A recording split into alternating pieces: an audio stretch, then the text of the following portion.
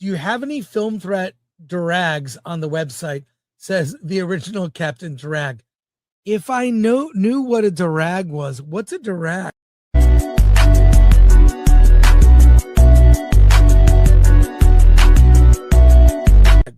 Lori, you got to catch me up.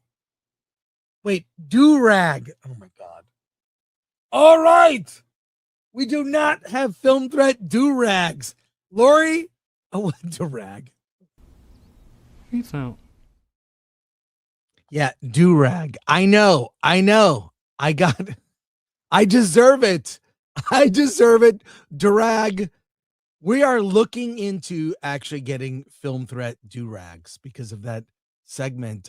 Welcome to the Film Threat Friday livecast. TGIF. Thank God it's film threats. Let's start.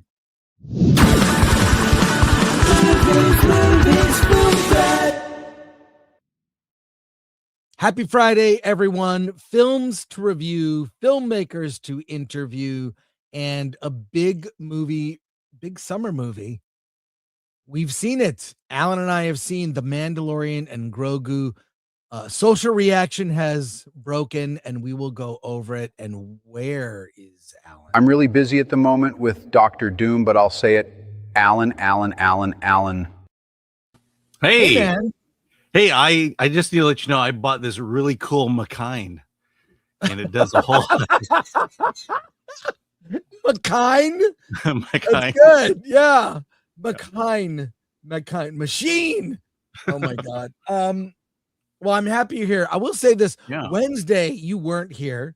I don't know if you want to say Technically, anything. I was right here for prep. You were, and then if you want to discuss it, but the thing is, here's what's weird.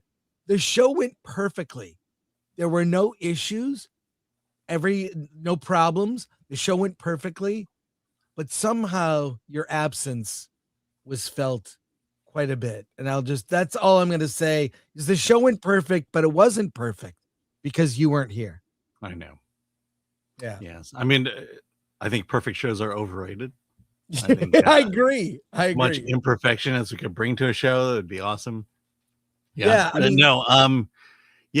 Regarding Wednesday, as some of you now, many of you know, my wife has been battling cancer for like almost a decade, maybe even longer than that. And things have been, for the last 5 days, things have not been going well. And on Wednesday, literally, things got bad. And as I'm prepping the show, I'm hearing, my Ring doorbell go off, letting me know someone's at the door. And then all of a sudden, paramedics burst through my front door, and they took my wife to the emergency room. They stabilized her. She's doing well, so she's at home. But we got to keep an eye on her for the foreseeable future. Well, I'm glad you're here today, and I'm glad she bounced back from that episode. But just if that hadn't happened, we wouldn't have gotten durags. I think that's the upside of all of that. I mean, to your defense, I think certain cultures should learn to spell. Right. To maybe spell words in a way that are phonetically correct. Yeah. Well, that's magic came out of the chaos, but I'm glad you're here. I'm glad she's doing better, and keep us informed. I will on that. Hey, so let's get to it, because we do have films to review, stuff to talk about here. Let's get to the people. Here we go. Yes, Big Worm 69, member for 42 months. Yes, thank you for being a member. All right. Sorry, just checking something here.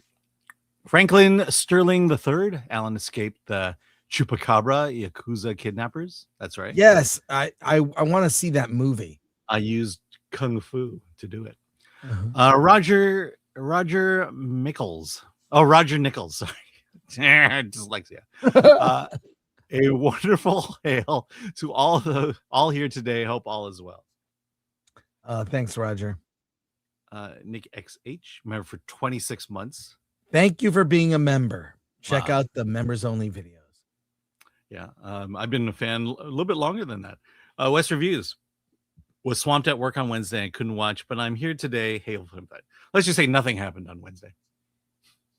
It was, I was taken aback because it happened so last minute. It was literally you were there at like 12:57, 3 minutes. I'm like, no one's here, just me. And then you pop on, and I was like, do I do a show? And it's better. We just bumped everything to the next week, and we have a great guest next Wednesday. We're gonna do what we were going to do on Wednesday, the following Wednesday, and we have Roy Price. If you know anything about film executive Roy Price, he's been very outspoken. He wrote an article for the New York Times about how to fix Hollywood, basically, and we're having him on the show. He's a very accomplished studio executive, former studio executive. Mm-hmm. Good old MK Solid. Chris will buy the Battle Cat popcorn bucket for me and Lord Thoth. Is there a Battle Cat one? I think there is. I would not doubt it in the slightest. And reminder to like, share, subscribe, hit that bell for notifications, sign up as a member, join us on X, Discord, Rumble, and go to shop.filmthread.com. And if you are listening on Spotify or any of the audio platforms, you can hear Film Thread. Please subscribe and leave a review, hopefully a positive one. But I am all about the Film Threat shop. We're for the summer, we're going to get some new items like water bottles and visor caps and bags, like beach bags and towels. They're coming back, folks, for summer. So get ready for those in the next couple of weeks. Going to be in the shop. I, for one, cannot wait. Hey, Alan, let's talk about this. We are in a battle for the soul of Los Angeles, a battle to save LA. And I think this is important for this reason, because I think if you can save LA, the city, it will prove that it can be done. It can be done. You can save a city simply by enforcing laws that already exist. And if you can save LA, you can save Hollywood, you can save the entertainment industry, you can save Portland, Boston, New York, Seattle, all these big cities that have been overrun. A series of a lot of videos have been running about this campaign that have gotten national attention. And I will say this, for those that criticize the use of AI in this is a good use of AI. Let me explain why. The people being parodied in this are public figures like politicians, people that I think are kind of unremarkable, honestly, quite honestly, when you really look into a lot of the people that rise in politics are very unremarkable. You are not a fan of Karen Bass? No, oddly. Or Nithya Raman? No. They're not remarkable to you in any way? No. And Nithya Raman, for one, has suggested that they ban backyard barbecues in LA during certain days of the week. That's not going to go over well when you have homeless doing cookouts on the street. A lot of fires started by homeless people. But what I see is the use of AI is no different than a political cartoon. Political cartoons, you have Larry Flint, of all people, my former boss, when Film Threat was purchased by Larry Flint in the 90s. He owned it for about 5 years, where I was allowed to do pretty much whatever I wanted. And he had a case, very famous case, that they made a movie about called The People versus Larry Flint, where he did a cartoon about Jerry Falwell. Because of that case, we can today make political cartoons about public figures, politicians. And I believe these AI videos are much like those political cartoons. Here's one that just dropped today. Check this out. Out here in the wasteland they call Los Angeles, where the tent empire reigns. Billions wasted. Streets lost forever. Help us, please. We lost everything in the fires. You can't succeed without teeth.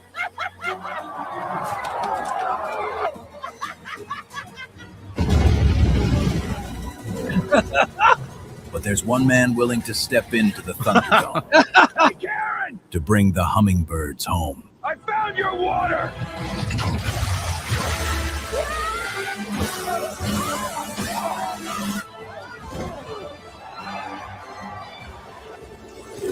LA is in trouble. LA needs a change, and I'm a change. Let's make LA the greatest city on the planet. Again. This is not Spencer Pratt, and I did not approve this message. That's AI, but they're being honest about it. I mean, I'm so excited about all these. I'm going to show another video like this, but this truly is about if one city can be saved by just enforcing laws already on the books, not passing new laws like, banning backyard barbecues. How about banning these street vendors that give people, get people E. coli. food, E. coli and sick. I mean, I saw the worst things on Hollywood Boulevard happening, not to mention that everything smells like urine and weed. And I'm just sick. I think the people are fed up. The movie Network, I'm mad as hell. I'm not going to take it anymore. That is the citizens, the common sense citizens of almost every major city in America. And if we can save LA, if we can get someone in who just is going to, hey, no tent cities, let's not give drugs to people, homeless people living on the street. Let's actually get them help to get them off drugs. Let's not give them needles. Let's get them off the streets. Let's have people feel safe. Moms with their kids should be able to walk through the parks of LA without fear of being attacked by some knife-wielding fentanyl zombie. It's enough is enough. Alan, I want to hear what you have to say about this. I know you don't live in LA. I live very close, and we get the homeless runoff in Pasadena. I see stuff in Pasadena. You don't see tent cities, but they're here. What are your thoughts? Yeah. No, I live in Orange County and we don't have a homeless problem. Why? Because we ship them all to LA. And which is pretty much true. But the thing that bothers me the most is how the media in LA is so complicit in this. They're only willing to attack Spencer Pratt. Calling out the fact that he lives in a hotel because that's where he can get internet and water, fresh running water, because they won't let him hook it up in his Airstream. But having your house burnt down is, it is nothing now to these people. They could care less. And the fact that the media, the news, they're not doing their job and just reporting the facts. Not questioning, they're not questioning authority because they agree with the authority. The local LA media they're cowards. Mm-hmm. The LA Times, the trades are cowards. The KTLA, and by the way, I don't know if any of you have noticed. I don't tweet too much about politics, but this is my adopted city. I moved from Royal Oak, Michigan, just outside of Detroit, where I grew up, and I moved to Los Angeles, and I lived in Los Angeles since 1989. Various cities around. I lived in every part of LA, off Melrose, Los Feliz, on the west side. I had I calculated 9 different places, in the first 10 years I lived in LA. Finally settled in Pasadena after a short stint in Northern California. that I moved for a job that didn't work out. But I love Pasadena. It reminds me of where I grew up, but I have never seen a city fall into decline faster than LA has in the last decade. And it's all about this super majority of one party. We all know, and now it's being infiltrated by socialists, and it's destroying the city, which is all about giving money to their friends. I want to see more people speak out. Where are the celebrities in support? Where are the people trying to change Hollywood? I mean, they not only have to give money to drug addicts to stay away, they got to give money to cops. They have to give money to the cartels to feel safe to even shoot in LA. This will give you an example of how bad things are. And you will be rocking out to this song, Alan. I promise you. Everything is awful. Everything is hell when you're part of the scene. Karen Bass is awful and burning down our streets. Dirty needles, human waste. We just named two awful things: a stolen car, a burned down house. You know what's awful? Everything. Moms in shock, hit the locks. A camp of addicts down the block. Lots of tents, a very big mess. Awful scenes are not the best. Camps, traps, and crap, they're awful. Crack, smack, and shacks, they're awful. Slums, and scum, and bums, that's awful. Everything you see or smell or touch is awful. Karen Bass is awful. Everything is hell when you're part of her scene. Everything is awful, and she's killing our dreams.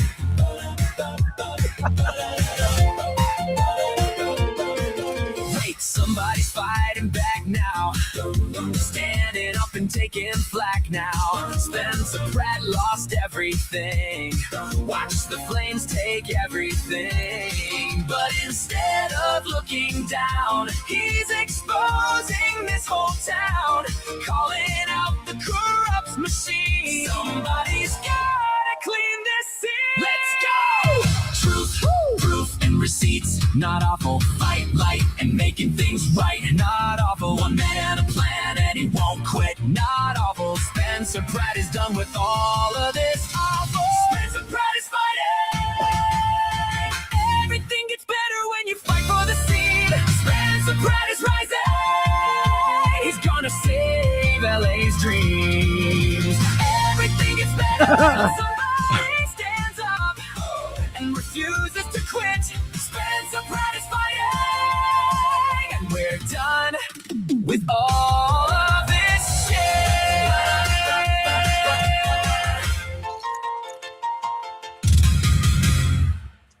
That is right, Alan. We are done. LA residents are done. And if you're not in favor of his positive message, I want to know, why do you support Karen Bass? Why do you support Nithya Raman? I want to hear it. And our show next Wednesday will be dedicated to this topic. Stories and more videos like this about what's happening. So stay tuned for that. Yeah, I just want to say one last thing. Please. The fact that they're criticizing him because he was a reality show star and has no experience, and says that he's not qualified to be mayor of LA. So what are our options? I mean, what makes, look, only politicians can run for office? Is that what we're hearing? No, I've seen what the qualified experts have done, and they've done terribly. And we are done. The people are done. So, and on I believe it's June 2nd, a Tuesday, is the election. We will do an election special. We will do an election special that day and see where the governor and Los Angeles mayor race go. Yeah. We did an election. We were just goofing and having fun. This one, I'm really invested because I have seen I've seen my friends leave. Dante James, you see him on Versus. We've been friends for years. and he left to Colorado. Like there's no opportunity here. There's no opportunities here. My friends are leaving out of work, and something has to change. We can't keep doing the same thing and expecting different results. Yes, but production is up from the last quarter. That's a lie. we exposed that lie. Let's go to some comments here. Then we'll get to our regular entertainment news stories. All right. Foolish American for 2. Falcayu, Catherine Kennedy. The Skeleton King for 2. Alan, can I have a bite of what you're eating, please? Are you eating on stream again? I am. It's just a can of green beans. That's all. Mad Dog for 199. I heard it's shit. What's the news? Yeah. Mandalorian and Grogu. We'll get to that. Oh yeah. Okay. The Skeleton King for 2. I'm glad I live in Ventura County now. Good luck. Yeah, I'm glad I live in Orange County. Yeah. Good luck, LA. Born and raised in LA, and I got driven out as well. West Reviews. We need film threat pogs. How about that? Splake TV. Chris Gore for mayor. Nope. I support Spencer Pratt. Franklin Sterling III, LA Beyond Thunderdome. Great. That's great. Hey, we have other news stories, and we'll get to the Mandalorian and Grogu. Check this out. Thing actor Ebon Moss-Bachrach never read the ending of Avengers Doomsday. He is in the movie. You've seen, the trailers that have dropped. You've seen The Thing. Well, here's a clip of him talking about the script and actually being in Avengers Doomsday. Let me share this with you guys here. It's from Josh Horowitz podcast, Happy, Sad, Confused. Let's watch this short clip. Much different kind of experience for you? Doomsday was different in that it's a bigger movie with more moving parts, and I think it was more compartmentalized. Yeah. Whereas like Fantastic Four, First Steps, like we were there like every day, having a sense of the thing.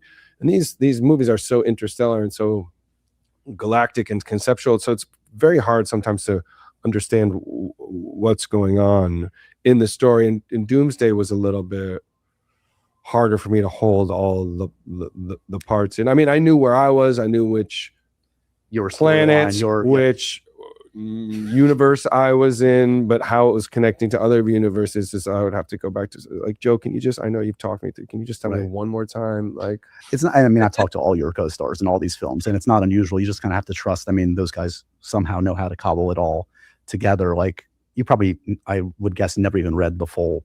Did you read like a full script at any point, or? Yeah. Oh, you did? Yeah, I did read a full script, but those scripts change quite a bit. Right. Yeah. I know, you know what? Probably not. It probably didn't have a full like third act. Right. I don't think it had an ending. I don't think anyone gets to see that stuff. And I'm not trying to get spoilers or anything, but I'm just curious. Did you get to see Downey do his thing? Because yeah, pretty cool. Yeah, great. Yeah. And what like, will Doom fight the Thing?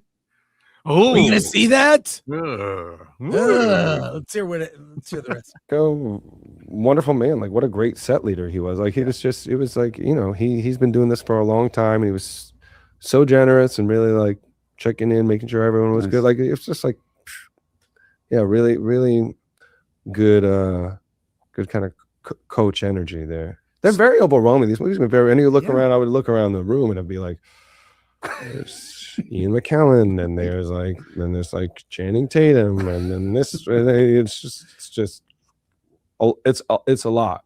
I can't believe they did their scenes together. Even the way that movies are shot these days. So let me ask you this: what in that clip surprised you? I mean, I'm not surprised by any of it. The fact that they didn't really have an ending, that didn't surprise me. None of that surprised me. Or that no one's seen it and that all the actors only saw their parts. Okay. I'm surprised. Here's the one thing that surprised me. He was in the same room as all those actors. Mm-hmm. They didn't like do their parts separately. So there's got to be something where a lot of the actors are in one scene together. So it's a look. I don't know. It could be the greatest movie ever. It could be terrible. At this point, I think the jury's out. And for those of we happen to know someone who's read the script, Robert Meyer Burnett. He's been public about that. I don't think that script is even what the story is now. I mean, that was months ago. Well, he read a script that was accurate as of, I believe it was last year. And they just started reshoots a few weeks ago that they have 2 months of scheduled reshoots. I think a lot is changing. I just don't understand this idea of making films on the fly, especially multi-million-dollar films. I mean, I get it if you have. I mean, I guess that's indicative of the problem. If you have to keep making changes because you're not getting it right, it's really hard to make a great movie that way. I mean, Infinity War. I know they spent over a year working on that story. Piecing it was like a puzzle piece the way they put that together. This one just seems okay. We shot this. Now we need to fix it, and that just doesn't bode well. Let's get into this. Everyone's talking about it. Christopher Nolan's The Odyssey casting shockwaves. Chris Nolan did an interview. I would describe it as kind of a puff piece. It's a profile.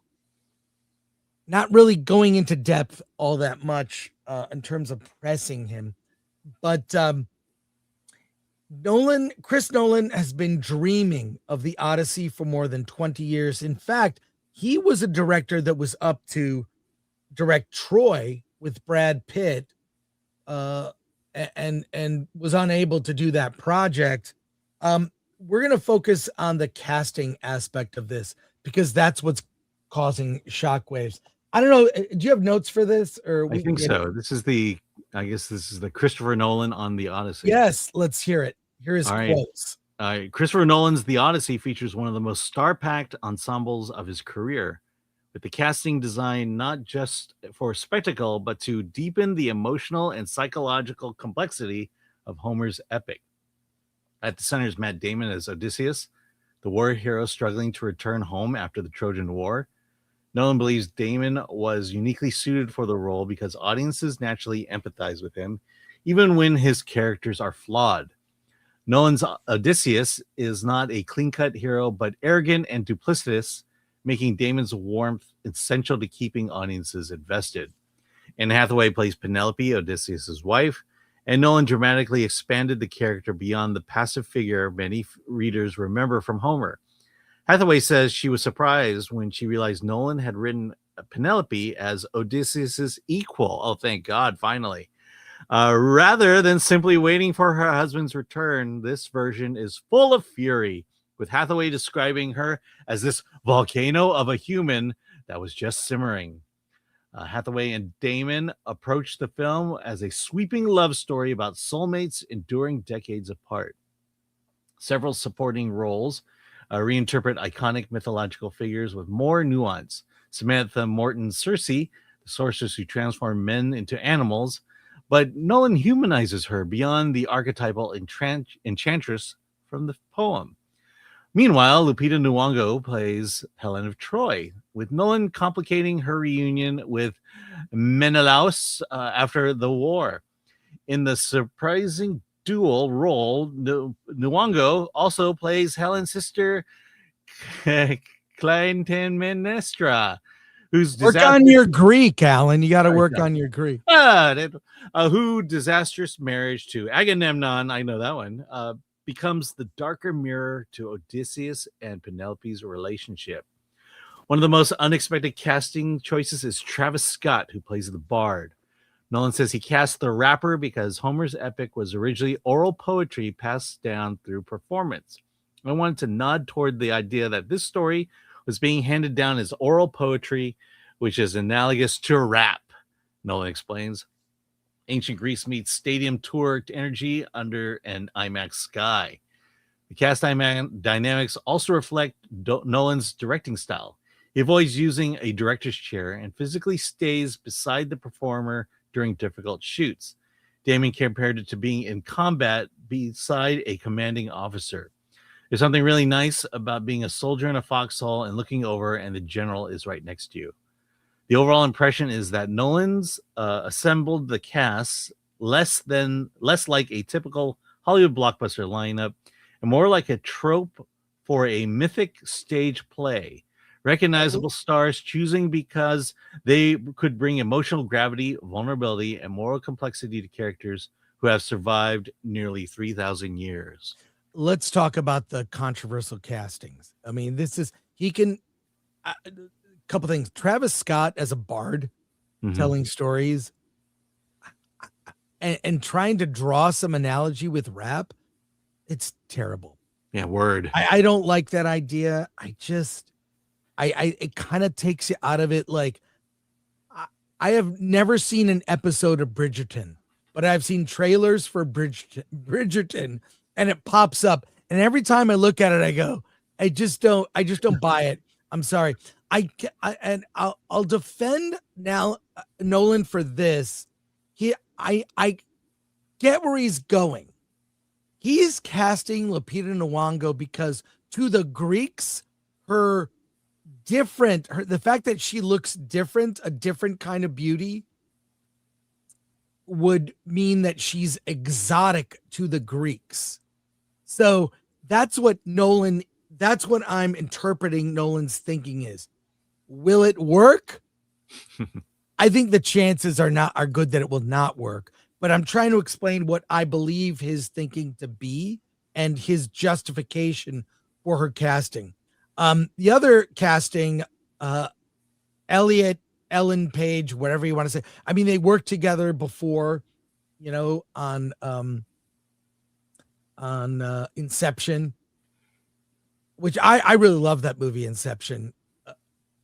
I love the dream within a dream.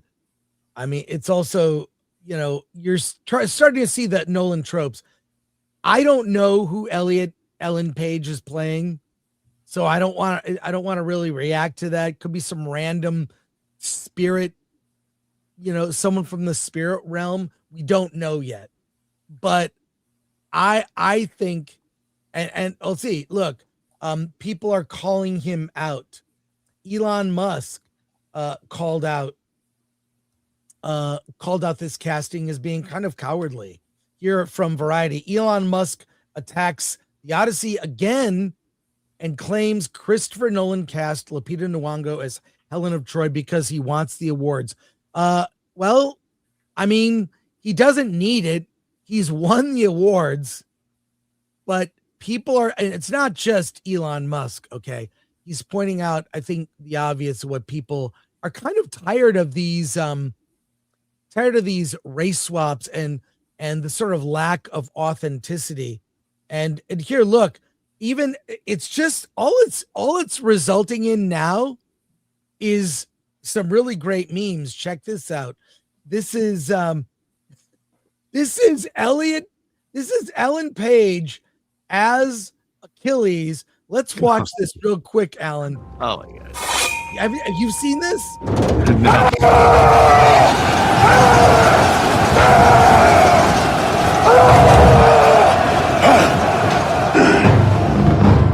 Oh no.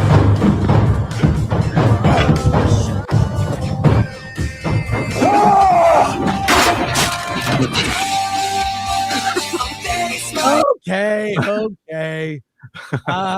Look, here's the thing. It might work and it might not. It really depends on how good the story is. But even there, I'm skeptical, and he's due for a bomb.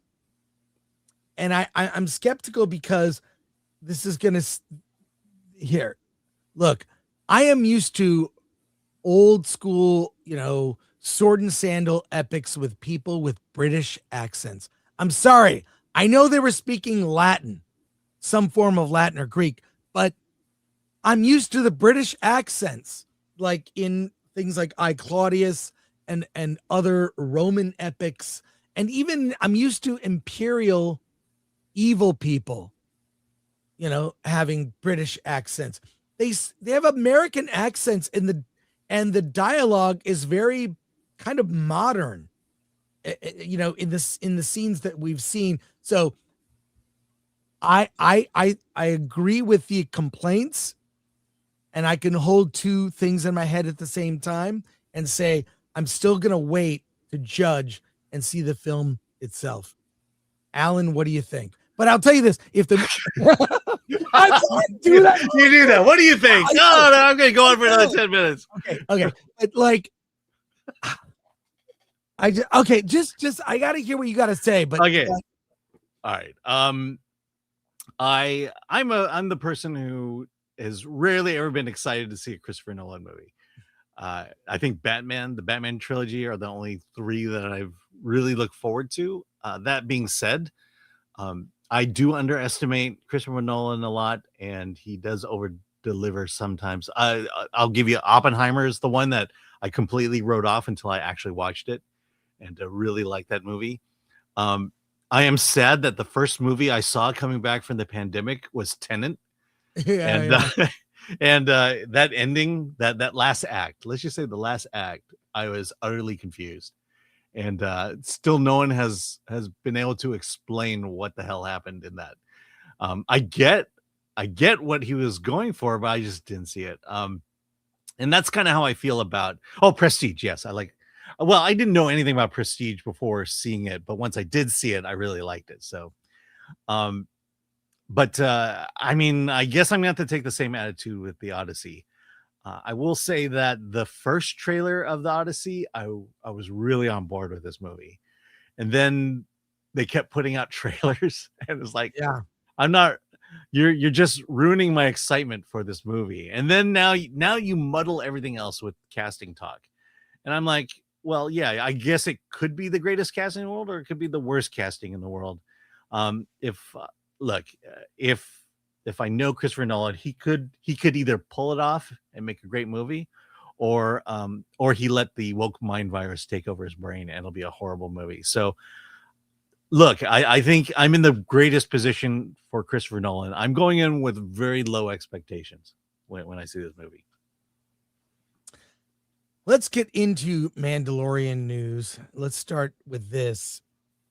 The crossover film between The Mandalorian and Ahsoka has apparently been scrapped. Oh no. Wait a sec. Let me do I get this straight? So Lucasfilm announced a Star Wars movie and now is not making a Star Wars movie that they announced. What the hell? That is like almost never happened. This is from Forbes. Let me bring up the article, Alan. Look at this, and I believe you have notes for this. Yeah, I have notes. Okay, Ahsoka season 1 and 2's revealed release date gap is totally absurd. Give us the cliff notes for this story from Forbes. Okay, so this is Paul Tassi writing, so it's in his words. I'm honestly stunned that Ahsoka season 2 has been pushed all the way to early 2027. If that date holds, it means fans will be waiting at least 3.5 years between seasons. Despite filming reportedly wrapping back in October of last year, for the streaming series, especially one tied to a franchise as massive as Star Wars, that kind of turnaround feels incredibly long. Part of the excitement around season 2 is seeing Hayden Christensen return again as Anakin Skywalker after his appearance in season 1. The series continues Dave Filoni's effort to bring characters from the Clone Wars and Rebels to live action, though I think the reception to Ahsoka has been more mixed among fans than Lucasfilm probably hoped. Critics scored it fairly well, but audiences have been far less enthusiastic compared to the recent Star Wars projects. What really stands out to me is how uncertain the future of Disney Plus Star Wars has started to feel.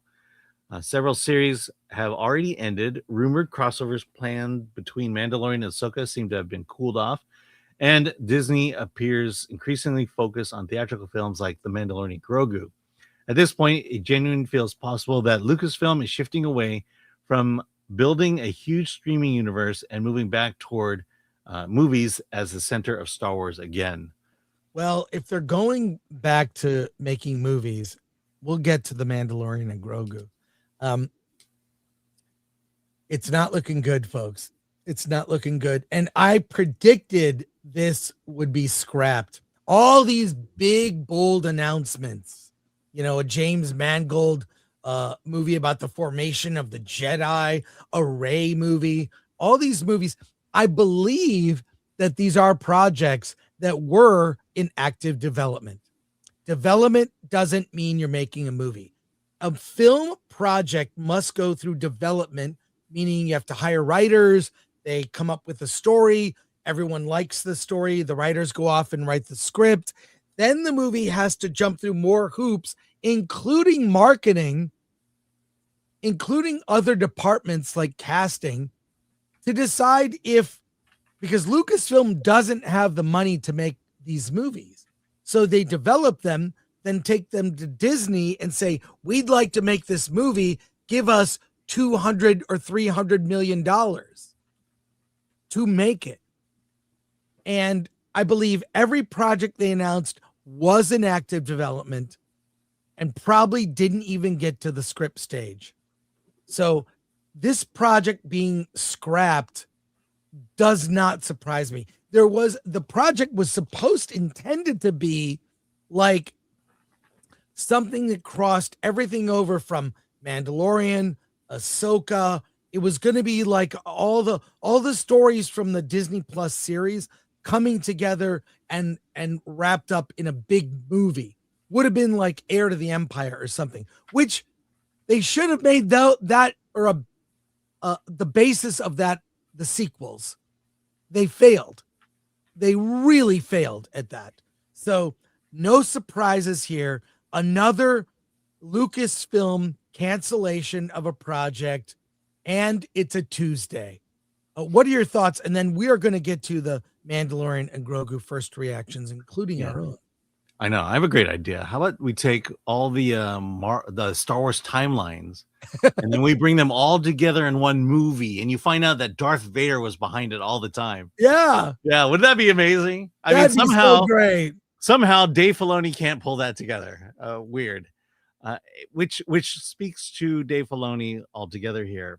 You know what I want? I want an admission by someone at Lucasfilm who has power and authority over stories, and just admit that ever since Disney bought Star Wars, they had screwed it up.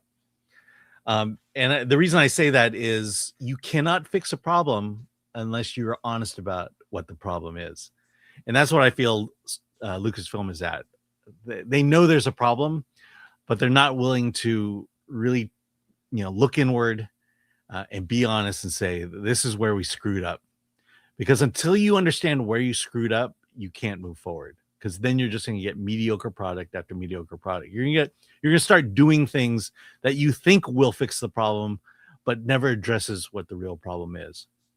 And that is the current state of Star Wars. And the only way to save it is for someone to just say, here's where we fucked up. Well, and then what do we go from here? Let me explain what I think the problem with Star Wars is. And that's, I hate to say this, too many women are involved, not enough men. And I'm going to point it to one thing, something that no one else noticed. And I looked at this post from the official Star Wars X account. Here's what it says. Let me zoom in here. But really, who could choose? For more hallways, watch Ahsoka, The Clone Wars, The Mandalorian, Andor, and Rogue One streaming on Disney Plus. And what we have is a 23-second clip of fight scenes in hallways. Let me show you this clip. Let me explain why this is important. I have the best hallway scene. No, I do. Actually, no, I do. That's in a hallway. But in reality, I do. And then Darth Vader. Later, it's a hallway scene, Alan. Isn't that what you noticed? What I noticed is a hallway scene. You know what I noticed? No one cares about hallways. This is a social media post written and approved by the layers of approval that are all female marketing executives that talk about hallways. Yeah. Hallways. You know what I noticed about Star Wars? Blasters, laser guns, laser swords, lightsabers, armor, droids, weapons. This is how female Star Wars has gotten. They post something about hallways. You know who notices hallways? Women that are decorating their new apartment when they go to IKEA to pick up decor. This post is what is wrong with Star Wars. It's not about freaking hallways. Lightsabers, battle scenes, gear porn, as Paul Chato puts it, starships. It's Chewbacca and Han Solo working on the Millennium Falcon, not hallways. This is stupid and everything wrong with Star Wars in one. And I guarantee this post, well, went through layers of approval. It was approved. And it went through other marketing people that thought, oh, this is a great idea. It's all the hallway scenes. Let's get all the, there's fight scenes in hallways. No one noticed that who is male and a Star Wars fan. No one. And we're going to leave it there because we have a lot. No. I want to say something. All right, you say something. So this is how I think the women at Lucasfilm approach this. They go, hey everybody, let's get together and watch all the Star Wars movies in order from the first theatrical release to the last one. And so they put on A New Hope, or Star Wars as I call it, and it opens with this really intense scene of this laser battle. Where was that laser battle? Where did that take place?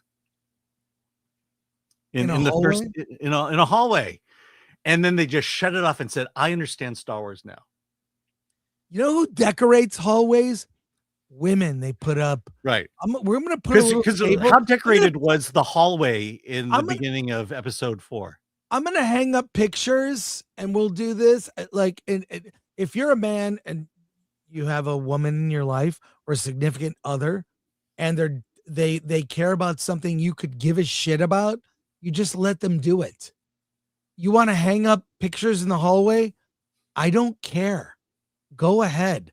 I want to put a little table here in the hallway, and we're going to put a plant there. Yeah, I don't give a shit. Do it. That's female energy post. Well, that's what I'm saying. Is when they saw that first scene in the hallway, they were thinking, wow, we could really make that hallway look more exciting. For sure, Alan. For sure. We might have a little longer show today because we have we've got interviews. You know what? We didn't really have a show on Wednesday. We're doing a longer show. All right, let's talk about it. The Mandalorian and Grogu first reactions. Let me tell you about our experience without telling you about the movie. All the media in attendance at the Universal AMC IMAX, one of the best IMAX screens in the city. It's true IMAX. True IMAX. And what I'll say about it was there are several action scenes that I thought, well, the action scenes are not bad. Mm-hmm. What was bad was the reaction. You have a packed audience, almost completely full in that IMAX, a lot of seats. And this is the media that are lapdog seals that clap and love everything. And one of these big action sequences ended, and there was almost like the movie had an applause break. Mm-hmm. No one reacted. Our screening, which was so packed, almost no reaction. None. To the big action scenes. Here from Variety. Let's put it up on screen. The Mandalorian and Grogu gets divided first reactions, from a thrilling adventure to one of the weakest Star Wars movies and a snooze fest. What do you think said that? Let's actually scroll down, and then I have stuff to show. We're just going to go to the post that people put up, and you can read them, Alan, in the post. Let me see. Here, do you want to start right here? Where do you want to start? Okay. Start from the beginning. Let's start from the beginning. Right here. Just can you read that? Yeah, I can read that. Give me a second here. It's less about lore and more about fun. A freaking romp across the galaxy. I really dug that about it. Fandango's Eric Davis posted on X. I also really dug Ludwig Göransson's score, especially the parts that felt like an homage to the 80s synth-driven horror and action thrillers. It reminded me of how fun Star Wars can be when it stops worrying about canon homework and just cuts loose. Treat it like a pulpy Saturday matinee ride. You'll have a blast. Puck News box office columnist Scott Mendelson called the movie a solid line drive past second base with lots of neat, haven't seen that in Star Wars before charm. All right, more, but mixed reactions. But more mixed reaction came from courtesy of IO9's Herman Lucier, who said that the movie feels like a longer, bigger episode of the show it's based on, writing, it has one or two. Sorry about that. I changed one or two standout scenes, but it feels more interested in developing the story to new locations than new creatures than characters. Enjoyed some of it, left frustrated by the rest. Keep going. Collider's Perry Nemiroff. Yeah. Shared criticism of. I'm sorry, it's my fault, Alan. You got to stop doing that. I apologize. Collider's Perry Nemiroff shared criticism of Rada the Hutt, voiced by the Bear Emmy winner Jeremy Allen White. Live action Hutts are a challenge to pull off. A gladiator Hutt even more so. And it didn't help that Rada's dialogue was often too on the nose. Yeah. He did grow on me, but it feels like there was a more compelling way to convey this place in a world and his mission. Let's keep going. One of the weakest Star Wars movies, reporter Jonathan Sims wrote, an emotionless, predictable experience that doesn't push Din Djarin anywhere interesting. Dull, unexciting fight scenes, just CGI monsters, action figures mashed together, and long, colorless, made-for-TV movie. I agree with that one. The content. We didn't have to read that. Okay. Look. It's mixed. It just goes over. Yeah, you're making everyone see something. I mean, it's mixed reaction. I did say there's I'll say a couple things. Let's go over this. The premiere was actually in Hollywood. So here is Katie Sackhoff. Let's play this. She was all smiles at the Mandalorian and Grogu premiere. Look at her. I like Katie Sackhoff. She's there to party. Yeah, look at this. Katie, that's fine.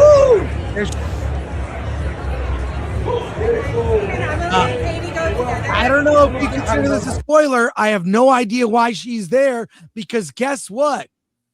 She's not in the movie. No, I was gonna say, when they kill you off in a movie, they don't usually invite you off to the premiere. Yeah, no, she's not in the movie. So she went to the premiere, but then she wasn't at it makes no sense. It makes no sense. Jon Favreau did he had kind of an interesting, he introed the movie.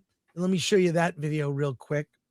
Here he is at the TCL Chinese Theater, and he tells a little quick anecdote here. Let's watch it.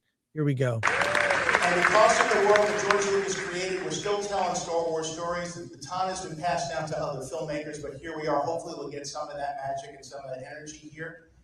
And I also want to say a big special thank you. Because back 49 years ago, I got to see Star Wars when I was 10 years old. And that movie changed my life from that first shot. And my dad took me to see it. I sat by his side. He pointed things out, explained to me how cool it was that the X-Wings had oil stains. He later taught me about Kurosawa and all the influences, Hidden Fortress, all the influences, and opened the door for me to love not just Star Wars, but cinema. And I sat by my dad's side 49 years ago watching Star Wars for the first time, and tonight I'm getting to sit next to my dad and watch this movie. Without my dad, I don't know have it here. So thanks for sharing with your son your love of movies and being a good dad.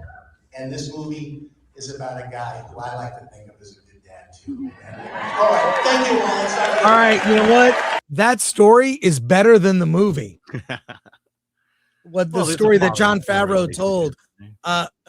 Alan, we will do a review. We'll do a special review next week, and we'll get deep into it.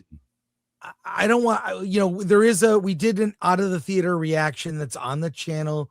That's 2 minutes. Feel free to watch it. But I think across the board, reaction is mixed.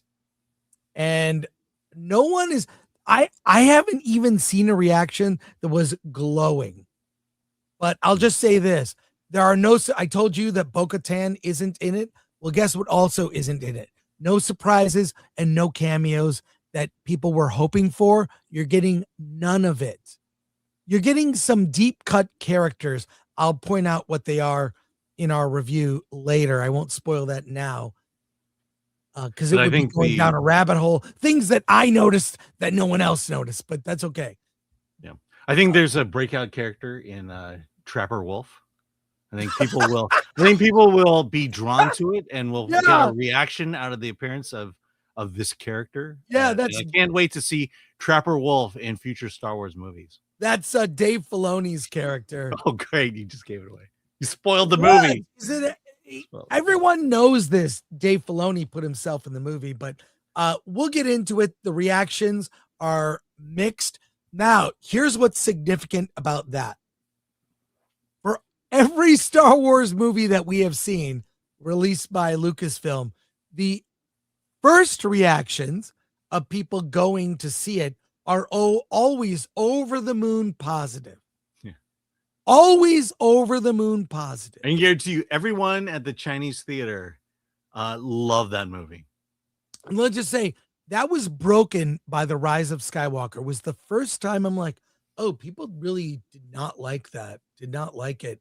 And if the reactions are mixed from the people going to the world's premiere, wait until it opens next week. And we'll have our review on Tuesday. Look for it. Yeah. I will say, after thinking about it, it just felt like a kid's movie. If I had a 10-year-old, I'd probably take him or her to see Mandalorian and Grogu. But the ironic thing is, when I was 10-year-old, I watched Star Wars and fell in love with Star Wars. And again, I think we underestimate children, and we think we have to produce something like this for them. Well, I'll say this. If I had a child that I didn't love, I would take them to the Mandalorian and Grogu. But if I did love my child, I would actually make them watch Star Wars and all the good Star Wars. The first 6. Let's go to comments, your comments. Then we have reviews and an interview. It's a packed show today because Alan was not here Wednesday and my friend was not here. Couldn't do the show. It's okay. It's okay. Life when you're not here, it seems to flow. Yeah. We seem to not be behind on just things. One of us, the show goes great. When it's the two of us, not so much. We'll start with Soups from the top. All right. Royce and Bailey for 2. Nolan's film should be titled The Audacity. It's coming. The Audacity. Thank you for that. Or it should just be called Audacity. Ian Morrison, movie nutcase for $4.99. Thank you. Casting actual Greek actors is now subverting expectations. I mean, who do you cast? Who are the great Greek actors right now? It's to the point where when I see like a white couple in an ad, I'm like, oh my God, that's rare. Yeah. I mean, is Lainey Kazan still alive? Can she do a Odyssey? Royce and Bailey for 2. Oppenheimer's film had a black female grad student. All right. All right. Wow. Thank you for that. And thanks to that black female grad student, we have a nuclear weapon. Royston is on fire today with the comments. Thank you. Okay. Okay, here we go. Royston Bailey for 2. Europeans as ancient Greeks is also a race swap. Well, isn't technically Greece part of Europe? I mean, I believe they're in the EU. Royston Bailey for 2. Levantan people aren't white Europeans. Thank you, Royston, again for all the comments. Ian Morrison nutcase for 499. Lucasfilm will never admit they screwed up Star Wars. Yeah, no one at Disney will, except I think Pete Docter with Pixar. He's the only one that recognized the mistake. SE Kaiju for 499. Joker 2 was made with a middle finger to certain fans. Any chance the Odyssey is Nolan's finger to modern Hollywood? I know, unlikely. I don't know. I know he is, while he's part of the system, he goes his own way. And I believe he's respected enough. He can do whatever the hell he wants, which he should.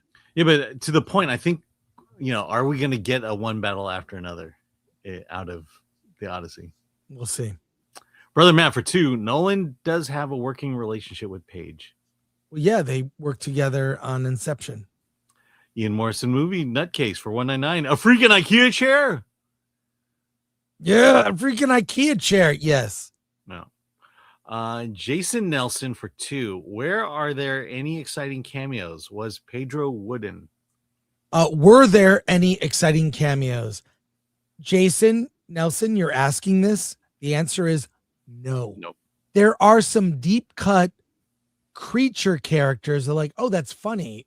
We saw this here. Now it's here. In terms of cameos, 0, zilch, nada. Well, I mean, Trapper Wolf. Come on. Suns and Shadows cast for 33 months. Chris Hallway decoration stream. When you have enough popcorn buckets. Thank you for a great stream, guys. Thank you, Suns and Shadows cast. Appreciate you.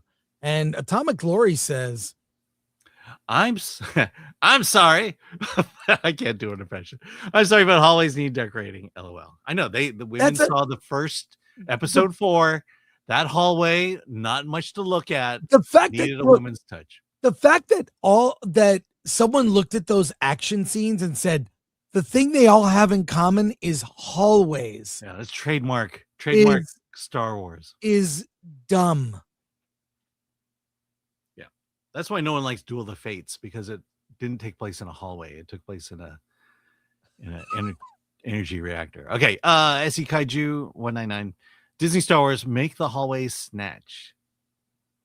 Hallways are not a thing. Lord Khan for 2. No need to fear, your comet is here. Thanks, Lord Comet. Zolander, remember for 10 months. Are all the people in Troy black or just Helen? Well, the clip we saw, the Trojan War, they were mostly white. Yeah. So there you go. We have some non-souped comments that are worth noting. Yeah, Neo MFC. My answers passed down my family history in hardcore rap. Yeah, I think that is not true. Ololi Ukui. Sounds like regardless of casting, the translation Nolan relied on has enough issues to disqualify the whole thing. I would agree. It's based on a reframing of the story from a feminist lens. We love reframing. Which, oh God, I can't wait. I know. Uncle Jimmy Jam, I understand everyone is not pleased, but I am still going to see the Odyssey. Didn't we all want to see them Achilles? That's not being confirmed, but yeah, no one wants that. JLA, unless Odyssey gets stellar reviews from reviewers I trust, this definitely a wait till it's on streaming service I already have. Yeah. Lord Comfort 2. Well, about the Trojans, they bet on the wrong horse. Thanks, Lord Comet. Appreciate it. Tom Siebert. Hey, Tom, I'd like to note I wrote Lupita Nyong'o was quite beautiful in my review of Us. Particularly her perfect, smooth, radiant, dark skin. I think she's hot for sure. Still miscast. Tom, I I don't understand agree. why they call her mid. Yeah, she's an attractive woman. You can't argue that. She is beautiful, but is she Helen of Troy? Probably not. Christopher Moonlight Productions. The only thing that can save Star Wars are AI filmmakers who can bring back the original characters. Yeah. Yeah. I'm sorry to say, a lot of the AI shorts that tell stories of Luke, Han, and Leia are really good. They're really good. Let's get into it. We have some things to review. Where should we start, Alan? How about let's start with because there are movies that open this week. Let's start with this, The Wizard of the Kremlin. That's a film you saw, Alan, that I did not. Yes. And I want to hear what your thoughts are. Okay. So The Wizard of Kremlin, look, the overview is this is kind of the rise of Vladimir Putin, but from the perspective of Vadim Baronov, played by Paul Dano there. That's Jude Law as Putin. And it sets itself up. Vadim has been retired from his job for a very long time. An American journalist played by Jeffrey Wright comes and talks about his career and basically wants to get into the truth about Putin and what Americans have reported on him and whether there's truth or validity to it and decisions he made. But then it's basically Vadim's story, starting as kind of the son of an oligarch who becomes this counterculture artist. He revolutionizes Russian television from a reality TV standpoint. And it catches the eye of Boris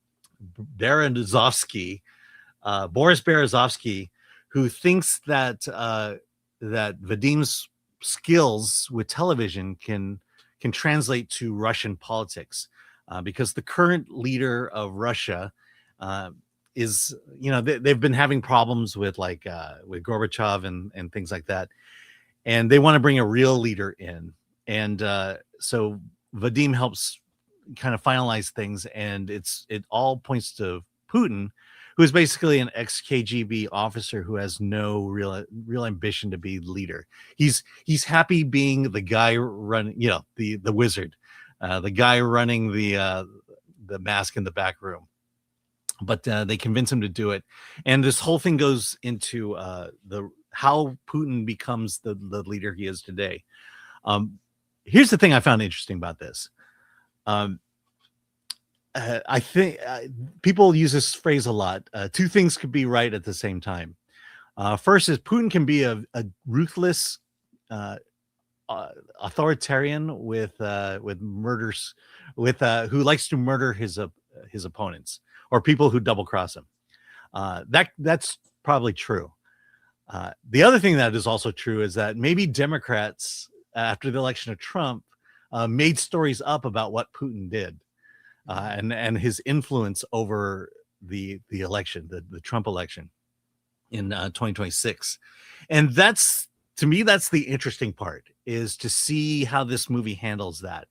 And I think what you see is that the people who are writing the stories about Putin being in collusion with Trump and stuff was a made up story, and that what you do is you get to see that kind of perspective from the Russian side. And I guess that's what I'm saying is what fascinated me most about this movie is you see the Russian side of what is happening. Like there's a whole segment on Russians' use of social media during the election, and how it wasn't to support one candidate or the other, but it was to foment chaos in America by posting things about Trump or posting things about Clinton.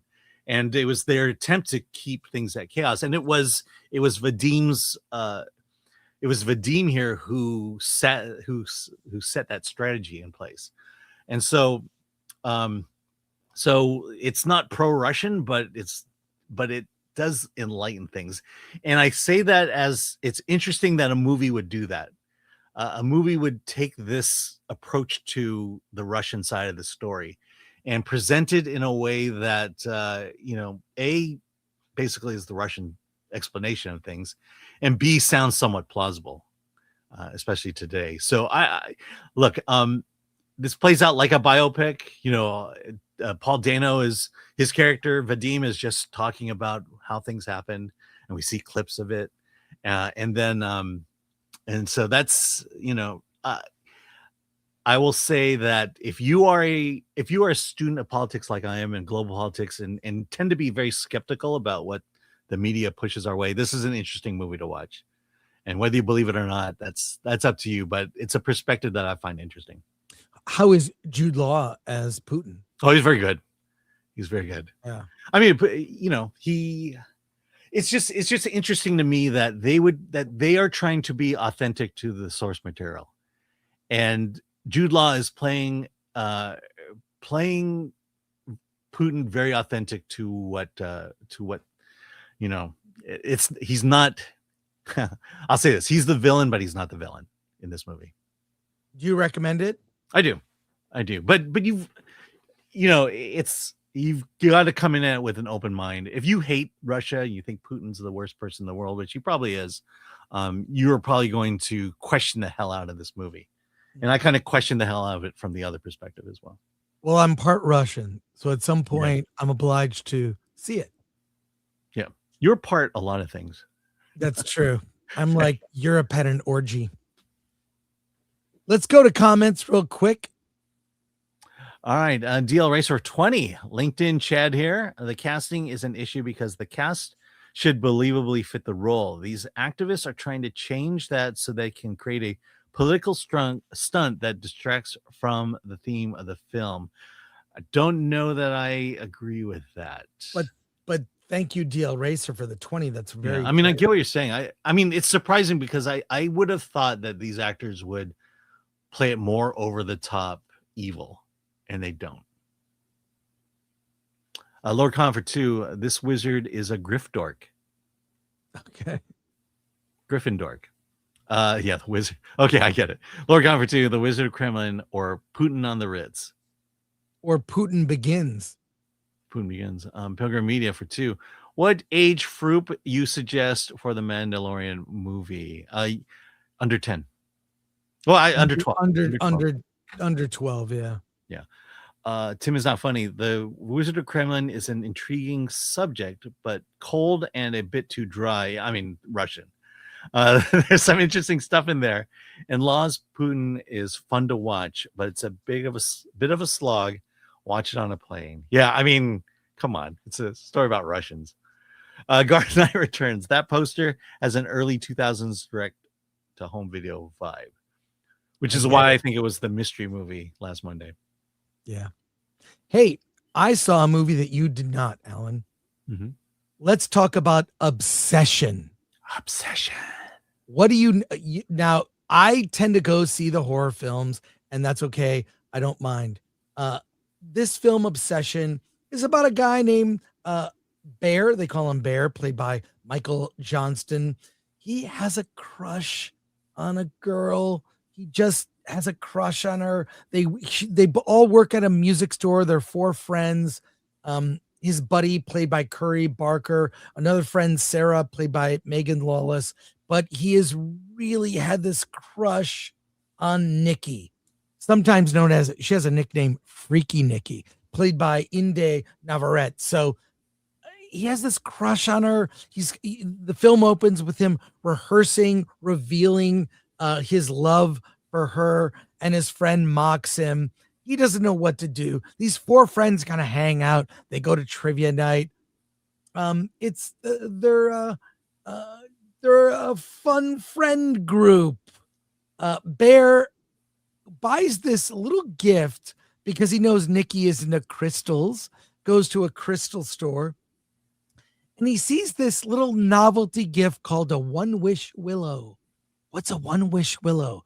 It's simple. You make a wish, you break the stick or whatever it is, that's this little thing that comes in there that's all got patterns, and he breaks the One Wish Willow, makes a wish, and the wish is supposed to come true. Supposedly, it's a novelty. He's about to give it to Nikki. He's trying to explain how he has feelings for her. But he can't quite get that out. Drops her off at her house. he forgets to give her the one wish, Willow, and so he makes a wish himself that Nikki would love him more than anything in the world. And he makes the wish with the one wish, Willow. And then suddenly, Nikki loves him. She really loves him, to the point of he looks at him in a way. Nikki is obsessed with him, wants to hang out with him all the time. They suddenly fall into bed together. Suddenly she's living at his place and weird things happen. He wakes up and she's just watching him sleep. She is so obsessed and in love to the point where it's unhealthy, that he doesn't know what to do. He's freaked out. He talks to his work buddy and his work friend Sarah about this issue. They go to a party that's supposed to be a boys' night, and Nikki won't really let him go by himself. And things are just weird about the way Nikki acts around Bear. And this is a full-on horror film. You could say it's a thriller in some aspects. I mean, it is a dark comedy horror film about obsessive love going too far. And there's a spiritual element to it that is not explained, which is great. There's a customer service number on the packaging of the One Wish Willow, and Bear calls it. He's asking, like, what's wrong? Like, how can I undo a wish? It's like, well, once a wish happens, you cannot undo it. Which he discovers he cannot undo this wish. There's only one way to undo it. And it's something that would change things forever. I don't want to give too much away beyond that. This is about the first third of the film. And this movie by director Curry Barker, who's also in the movie, it's low budget. It's so well acted. I don't know any of these actors. I know they've been in other things. I haven't recognized them. All young cast. They are so real and believable. The only recognizable star is Andy Richter, who plays Sarah's dad. But other than that, just a lot of young new actors. They are phenomenal.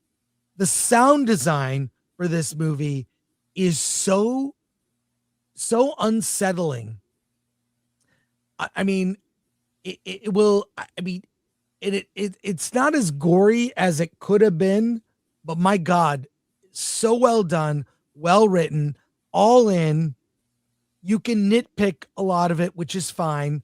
And you can nitpick the lore, which they only really touched on, the lore behind what these One Wish Willows are. What are these One Wish Willows? How are they made? Where do they come from? What is this customer service number?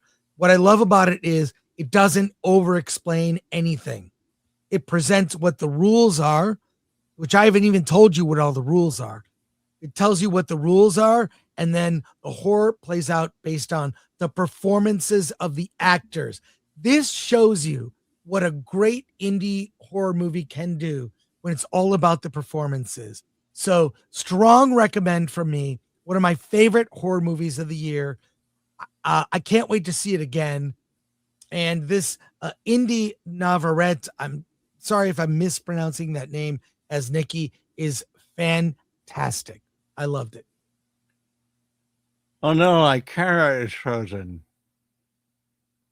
Oh, get out of here. Let's go to comments here. It's kind of, I think I was thinking about seeing this movie, and now I'm not going to see this movie. Oh, you would love it. It's really it just seems, oh my God. No, okay, Jason Nelson for 2. Who deserves Razzie more, Pedro or Sigourney? Oh, Pedro should get a lifetime achievement. Yeah, Sigourney's barely in the movie. Scott Kenny, could they afford Love Potion number 9 for the soundtrack? No, but the sound design in this movie should be Oscar nominated, but it's a small indie. It probably will not. Tony Elias, the director, is a YouTuber who has made short comedy and horror films from his YouTube. This is his second theatrical release, $1 million budget, and is going to be a massive success. It'll make its money back this weekend. Yeah. This is yet another case of a YouTuber making a film that goes to theaters and will do very well. Why? You make it cheap. So yeah, Tony, go see the movie and then post next week. I want to hear what you thought. All right. We have more films to review. Let's get to them. How about we do this? Let's talk about Alan. Let's talk about Tuner. You and I both saw it. Yes. This was the mystery movie on Monday. We both went to see it. Tell me about the story of Tuner.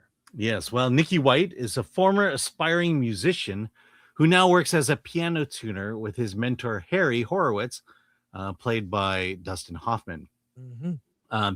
Harry suffers, I think, some kind of a meltdown or something where he gets hospitalized and his job is kind of on the line because the whole company was was on Harry's shoulders here.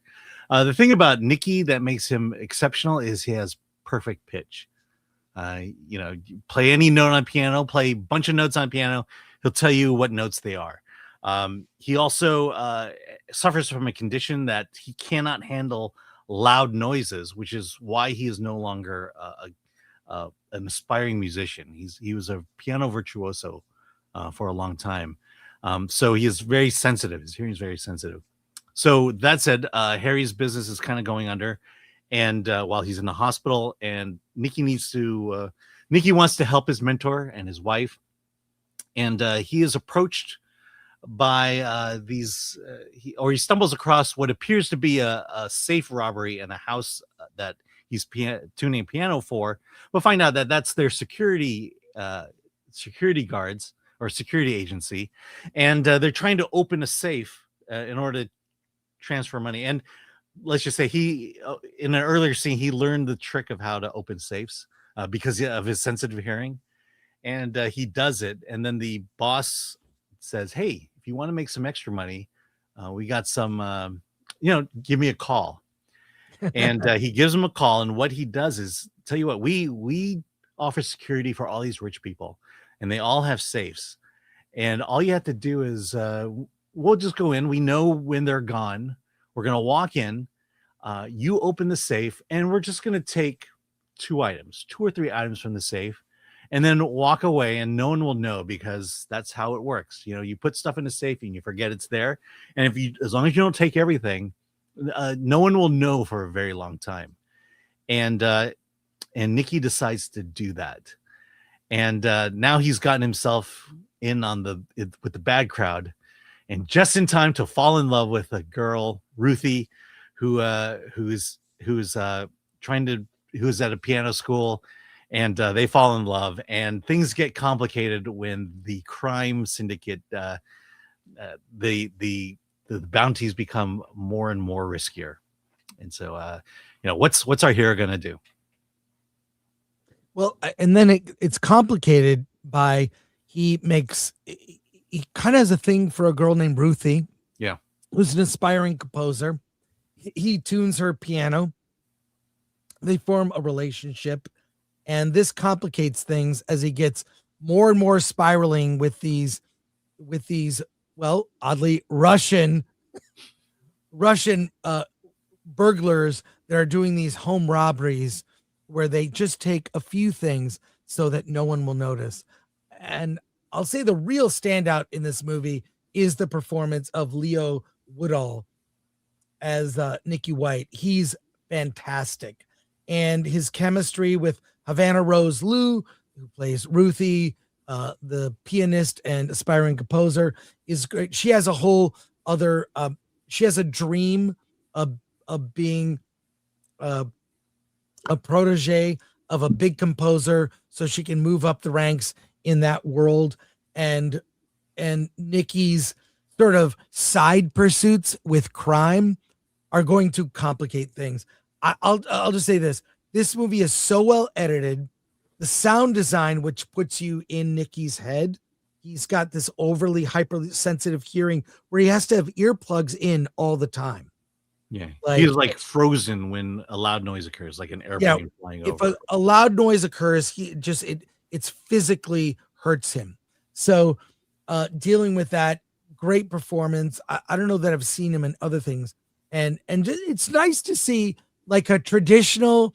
It's a crime thriller with romance, and it's we've seen these kind of movies before, but this is very well done. The whole sequence where he learns how to pick a lock, how he sits there with his ear to it, and he understands how a combination safe works, so he can hear the sounds and actually open the safe.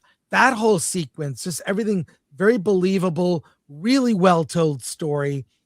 Also, a whole thread about music and the beauty of music. I really love this movie. And also Dustin Hoffman. You don't get to see one of the greats in movies. I mean, he's up there in age. As Harry Horowitz with this old piano tuning business. That whole thread worked out great. And Jean Reno as the great composer has a couple scenes in the movie that I thought were very good. So is this the greatest film in the world? No. As a crime thriller with a hint of romance, I really enjoyed it and I recommend it. Yeah, I'll say that I did enjoy it. It's very by the books in terms of a thriller like this. Yeah. Because it's like the guy who falls in love with a girl, but accidentally gets involved in a life of crime, and then everything collides together. I've seen that before. I've seen it many times. But where this movie excels is just the idea, the conceit. And it's a guy with perfect pitch. Who knew? Who knew that's all you needed to do? Yeah. And how and then he falls in love, and you exactly know where we're headed, that something's going to happen, and it's going to complicate things and put him in real danger of A, having a lifetime with Ruthie, and B, staying out of jail.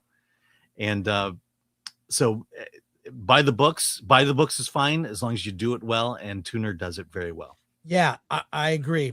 By the book, we've seen this kind of thriller, but it's so well done, and it's the editing and the sound design that sold it for me. So recommend from both of us. Yeah. Let's go to comments. I'm looking at Havana Rose Liu. She was the cheerleader in Bottoms. Oh, well, there you are. There you go. That's great. And we have our interview subject today waiting in the wings. Let's go to comments real quick. We'll bring him on, and we have one more review today. Okay. Francisco Sanchez Jr. for 5. Looking forward to seeing Curry Barker's new movie. His found footage movie, Milk, and Serial were one of my favorites of 2024. Oh, thanks. I don't remember either of those. Lord Comfort 2, it's going to tuner this movie out. I'm going to tuner this movie out. Very clever. Franklin Stargell III, tuner, aka Baby Driver with a piano. Yeah, actually, that's a good like I said, by the books. It's by the books. But that's not a bad thing. Yeah, that's not a bad thing. Again, just do it well. Yeah. Give us something new and interesting that we haven't seen before, and Tuner does that. Yes, it does. So, hey, let's talk to director John Michael Kennedy about his film An Enemy Within. He's here today to talk about it.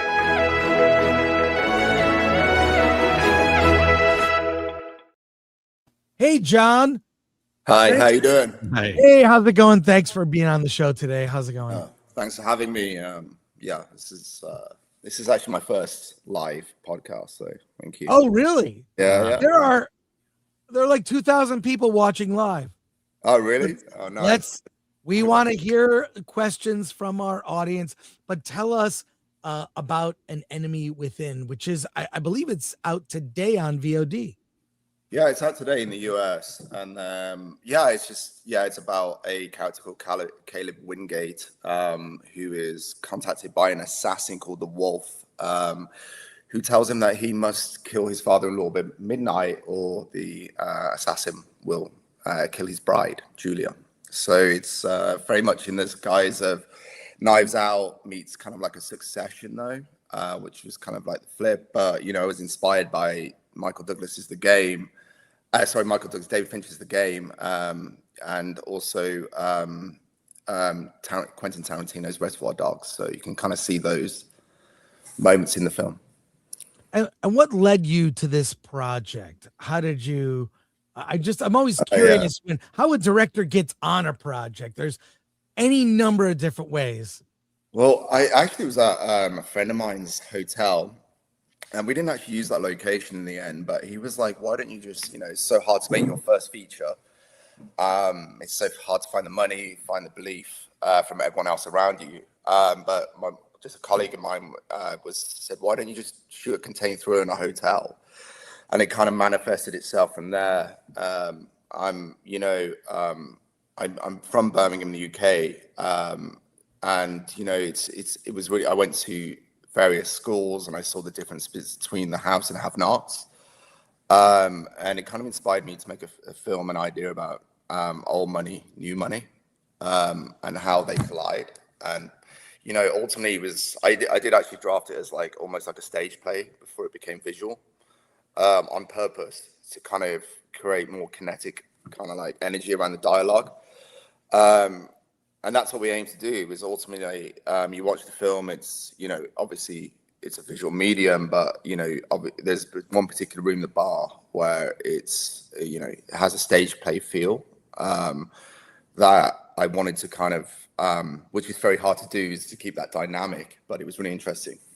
Anyway, the project itself, was ultimately inspired by a Mary Shelley quote that was, it's one of my favorite books. But about the idea that to not quote it too close was just that good people do good things ultimately, but the bad people they're ultimately thinking the same way. They're trying to buy their own happiness for even if that is taken through some kind of evil deed.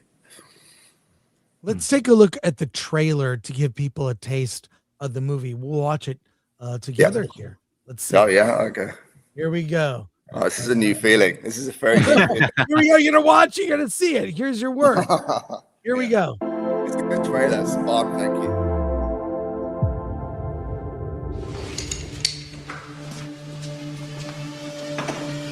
What are you doing?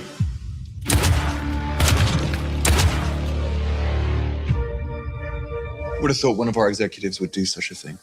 Remind me, where exactly were you? In Nigeria. Caleb's about to close the deal of the century. Paul! Put your phone away. It's your wedding weekend. Father has a surprise for Caleb. My wedding gift to you. Going to be the CEO of Eco, right? Time for me to take a back seat. Caleb has the keys to the kingdom now. He has my sister, my father. What is always thicker than water? Hello? I've been watching you. Who is this? Who I am is not important. You have until midnight to decide who dies. Look outside. There's a sniper out there. What does he want? Robert, Everyone has a price, Caleb. They said to shoot Robert if he came outside. Who are they? Who hired you? Do we have any idea who's out there? This is the wolf. Who sent the wolf here? A competitor? No, this is closer to home. It's as if somebody in here wants to hurt us. If anyone tries to leave, they will die. Why are you doing this? I didn't make the rules. Get back inside, brother! No! Don't you dare put this on me! It's the wolf here because of you! Is there something I should know? You have surrounded yourself with enemies who are growing desperate. There is blood on your hands. And the price must be paid.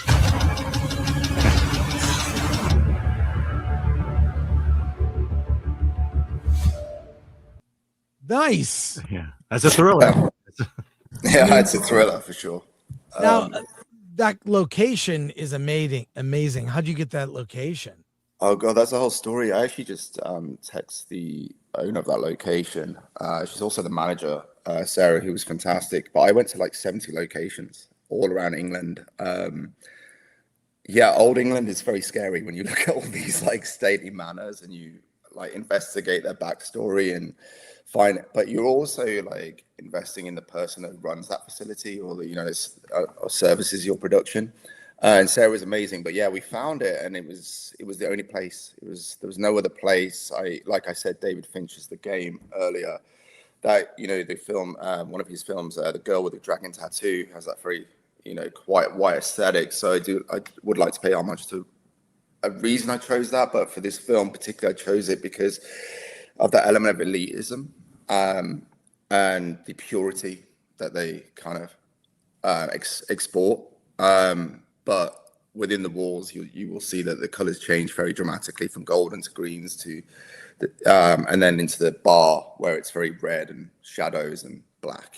So there was a very motivated location for the film. We've got like 2,000 people watching live. Why don't we go to their questions? Yes. Oh, God, this is Tony Elias. I'm sweating more than everybody. Oh, don't worry about it. Oh, this will be painless. William Mosley. I can see myself getting redder. I'm wearing makeup right now. From Tony Elias, William Mosley is one of my favorite actors, and I grew up watching him. How did you meet him, and how did you end up getting him on the film? Will is one of the. I'm not just saying this, and people say things like this a lot and don't mean it. He's one of the greatest human beings. Like, not just personally, but on set, location. I mean, anything you ask for as a director, he would be like, "What do you need? How can I be available?" How we got him was through Guy Davis, who's the producer. They're very close. One of the, and I quick shout out to Guy Davis and Michael Jefferson, who's my producing partner on this as well, and like Adam Beasley and stuff. But I couldn't have made this movie without them at all. Like, thank you to them. But with, and that goes for the cast and crew all the way through, by the way. Like, I will mention names shortly as we go, but couldn't have done any of this without anybody's help en route. But getting back to how we got Will was, it was a Guy Davies recommendation, and it was so amazing seeing, meeting Will and discussing with Will, and then seeing something that no one else has done with Will. It really inspired me that this is not only Caleb and how I actually, envisioned him to look. It was, it felt right. There felt like there was some synergy where his career is and where he wants to take it. And I think he's very good at this type of role. All right. ADLS 24. This feature film started as a short in 2010. What were the biggest changes between the two versions? And did you find new unexpected ideas coming to you when writing the feature-length script? That's a really good question. No, they're two very different films, but it did definitely inspire this version. I think my first was pretty incredible. It was the Waldorf Astoria that we shot in. And just a funny little story was the manager was like, "How much money do you have?" And I remember just signing this piece of paper and passing it across the desk. And I can't say what number it was, but he was astonished that I had the audacity to ask for 4 days of the Waldorf for that nominal amount of money. But he backed us. So there's a guy called Anton and a guy called Oliver Morgan who really, helped me. The reason this film's here is probably because of them, because it's helped raise money towards this project. But getting back to the question, it changed dramatically because obviously other team members get involved, other producers get involved, and and then you kind of find yourself rounding yourself back to what the original idea was. So it helped ground the project in what I ultimately wanted to tell, the story I wanted to tell eventually. Does that make sense? Yeah. Weird. A lot more questions. St. Solomon, greetings, Sir John. What is your approach to directing suspense? We went through COVID on this film, so we had to pull a few shots. Yeah, it was COVID really hit us pretty hard. We had to take a 2-week circuit, circuit breaker. Some days I was turning up and being like, I don't even know who's arriving today. So it was a pretty stressful production for everybody involved. Like I said, without this cast and crew and the team, there was no way this film was getting made. It was very much, it was against the odds. So, but getting back to the question, suspense for me was, it was staying very, trying not to show too much of the actual, of the gunfights and the wounds and the injuries, trying to stay away from that and commit to how the humans and the human, the actors were, talent was responding to it, through like, and focusing more on their relationships and how they were breaking, and not only were they breaking, but the environment was breaking down with them. The facade was fading. So. All right, Jimmy Francis, looks good. Congrats. How many shooting days and approximate budget? That's a good one off the back of that. COVID, pre-COVID, I think we had 23 days, I think. Tyler was our AD on this. He was phenomenal AD. And because we were swimming for the first 11 days, it was all coming together. And I remember me and Tyler looked at each other and we said, oh, this is great. This is swimming. And then COVID came in and said, hello, how you doing? And it was, it dropped to, it dropped to like, we had 18 days, maybe 17 and a half, something like that. So we had to then we had to lose a lot of scenes and had to I had to write every night on the fly. And it was, the budget itself was sub-mil, I should say that. So it dropped just below 750 actually. We worked really hard on raising that, but it was, what we had before and what we had after was, it was not something I'd want to go through again, but I'm glad I did, to kind of understand how to be flexible. Did COVID make it a different film, or do you think maybe it was a fortuitous opportunity? That's a really good question. I think what it did, and me, my editor, and Lorenzo's my cinematographer, my editor's good stuff. There was a slightly different version in some way with production scale and like value. We had a lot of one-ers up front that we were going to pay off at the end, and we had some like homages to like trunk shots from like the Richies and Tarantino that I couldn't pay off because we ran out of time and I couldn't take those shots. But I still think it's the same kind of film, but it probably lost about a bit of bigness, if that's even a word. I don't know now, and I need to ask myself. But it was, for me, I don't feel less about the film.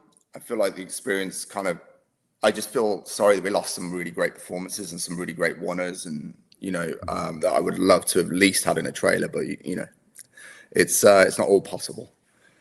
All right. The nerd far away. Hail, Mr. Kennedy. How would a novice filmmaker go about casting well-known actors? Oh God, have a lot of money. That helps. That helps. Yeah. It helps, and that's not against actors. I mean, actors just have a phenomenal script that they can't say no to, something undeniable. I would say with the script is the most important thing, and when you think it's done, it's not done. It's about 10 drafts away probably from where it needs to be done, particularly as a first-time filmmaker, because no one really trusts you. They like you. Do they trust you? Are you worth putting 10? I would say that as well. Also respect the money as a first-time filmmaker, but you're asking people who may have a lot of money, or they just have some disposable. Would you put your money into that script? If you're asking for 100,000, 200,000, 500,000, 1 million to make something good, something decent, would you put your own money in? If you wouldn't, the script's not ready. And I think that's the cleanest way I'd look at it. All right. And Kevin Ties wants to know, how did you gather your crew? That's Guy Davis. That's Zebra Fish Media. He has a fantastic crew. have achieved.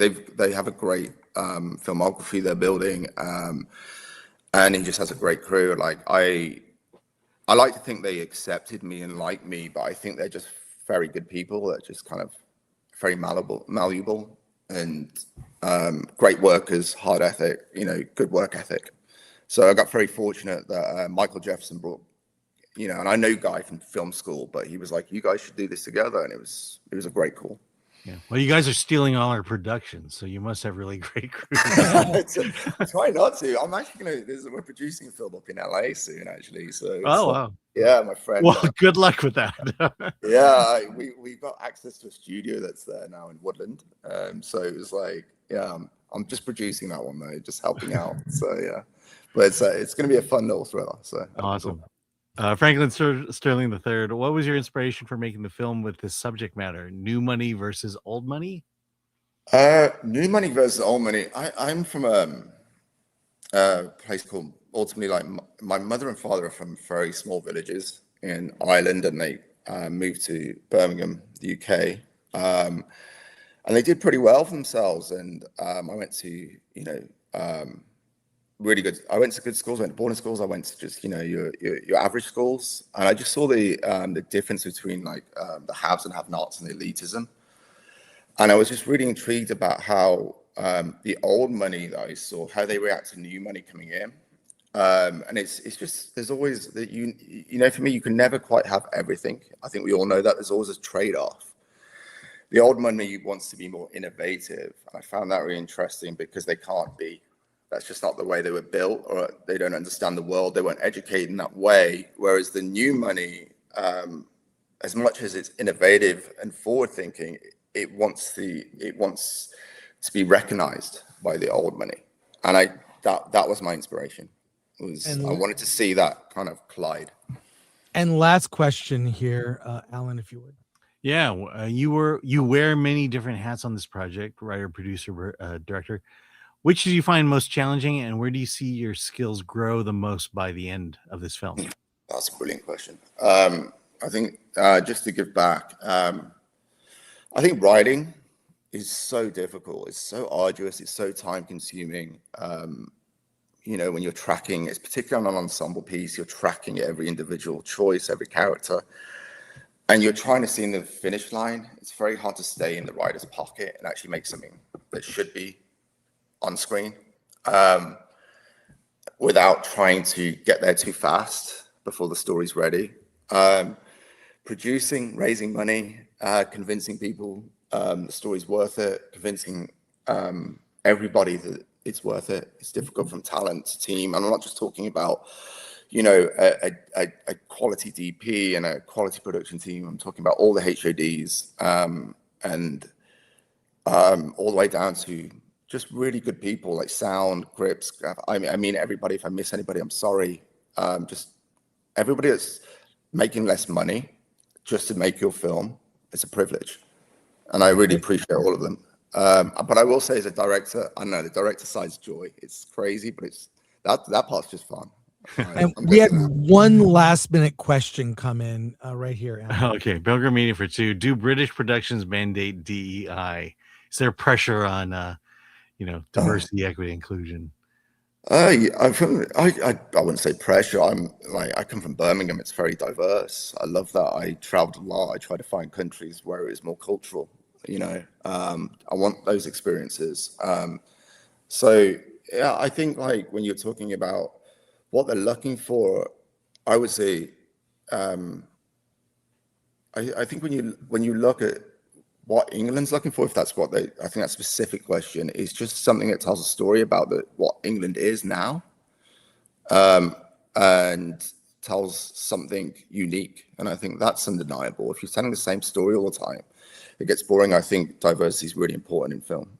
I think we have to reach and just, I want to see something different every time I look. On a streamer, I want to see, somebody else's perspective that I don't truly understand. Make me understand that, or make me see it.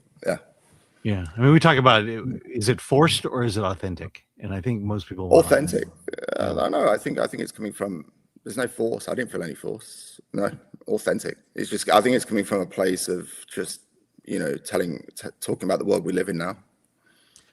John Michael Kennedy, thank you so much for spending time with us. Thank you. Your movie, An Enemy Within, is out now on VOD. Look for it. Thank you for being on the show, and come back when you have your next film. I will. I hope so. I hope it was painless. I hope it was painless. I don't know. Not so bad, right?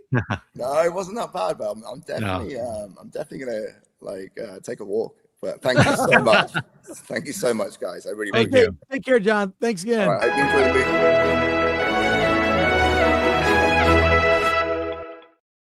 That was great. Good. That was great. I can't believe he was nervous. And then we kind of cut him off. What was he doing? Well, you cut him off. I didn't mean to. I didn't. No, it sounded like it was a good break, and you hit the button, and he had more to say. Oh no! I fail at my job. I fail.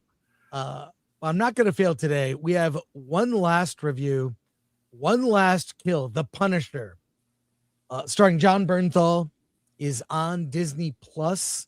It's a special. It is co-written by John Bernthal. Came up with this story. We meet a broken Frank Castle and see what he lives in is a hellhole. Kind of this part of New York that has fallen on bad times, taken over by gangs and violence. A older black man hanging out with his dog is abused by a group of oddly diverse gang who take and murder his dog. The whole neighborhood is in disarray, and Frank Castle is just dealing with his own personal demons in an apartment in this area of town. He has an encounter with a woman who she believes owes him a debt, which is his life. He murdered her entire family, and she is going to send a bunch of assassins after him.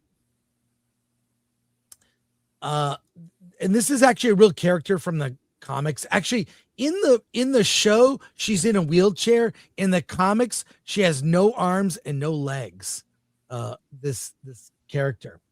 So a whole bunch of assassins infiltrate this part of town to kill Frank Castle. The first 20 minutes of the movie, he's somber, lamenting the death of his daughter. He doesn't seem to lament the death of his son. He just is having thoughts of his daughter, which I think is a little weird.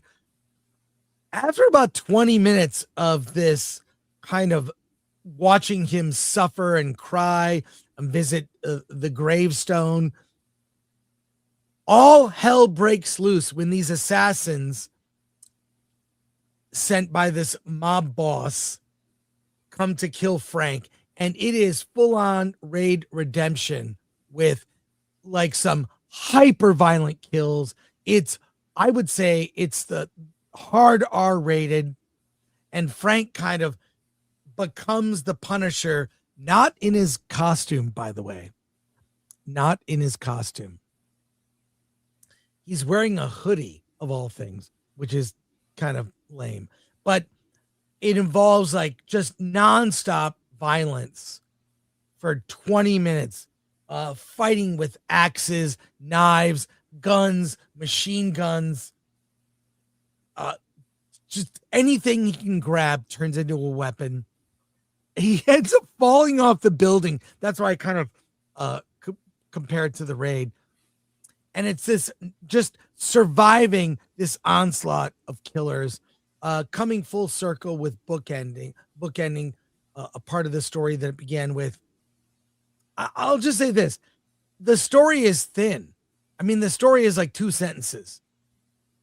The Punisher is sad. The Punisher is sad. A mob boss wants revenge, sends assassins, and Frank Castle versus the assassins in clever ways. The thing that saves it is John Bernthal.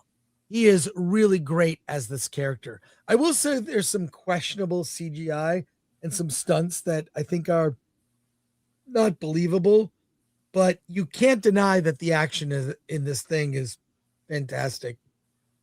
But the story being so thin, like, what is this? Is this like a setup for a series? Is this the backstory to his character in Spider-Man Brand New Day? Because he is in Spider-Man Brand New Day, the Punisher. And then he's only in the costume for the last bit in the movie. So I kind of ruined it here. Look, people have talked, there's not much to say about this movie. I'll never watch it again. It's not a movie. It's like a special. It's really like without credits. It's about 40 minutes. And while I enjoyed it, this is really kind of the prequel comic.